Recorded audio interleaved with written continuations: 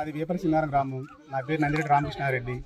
ఈ road sanction అయింది మాకు సంతోషం అన్న. కాకుంటే రైతులకి ఇట్లా పొలాల్లో పదులు పెట్టి మట్టి తీస్తుంటే మాకు చాలా ఇబ్బంది అవుతుంది. మళ్ళీ మట్టి పూడ్చుకోవాలన్నా కానీ మాకు లక్షల్లో ఖర్చు వస్తుంది. వాళ్ళని మట్టి తోలుకొని ఉంటున్నాం మేము.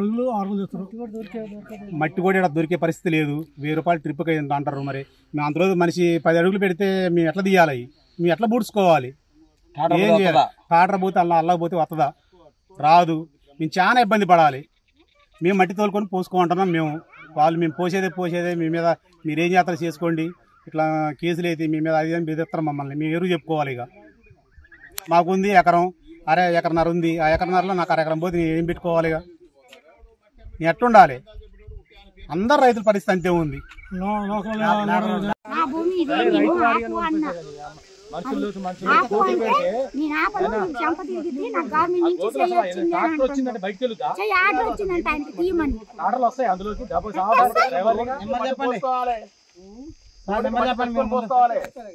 నేను తీయొద్దని చెప్పిన చేతే నేను తీసేదమ్మా, నువ్వేంది ఆపేది?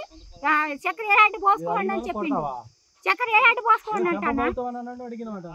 చక్కెర ఏలాంటి సర్పంచ్ అంట. చక్కెర ఏలాంటి సర్పంచ్ అంటే ఎవరు?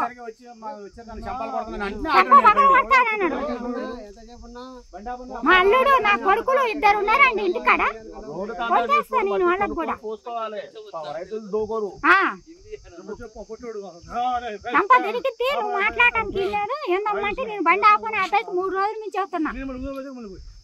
లెక్క కూడా చేయకుండా చంపాలింటే నేనే వెనక్కి దగ్గర ఆడపిల్లలే ఎందుకులే మగోడి మీద అని. అబ్బాడు రామకృష్ణ వచ్చిండు పాప తమ్ముడు ఆలుగా. ఏంది ఆడమంది చంపాలు కొట్టేది అన్నాడు. ఆగిండు.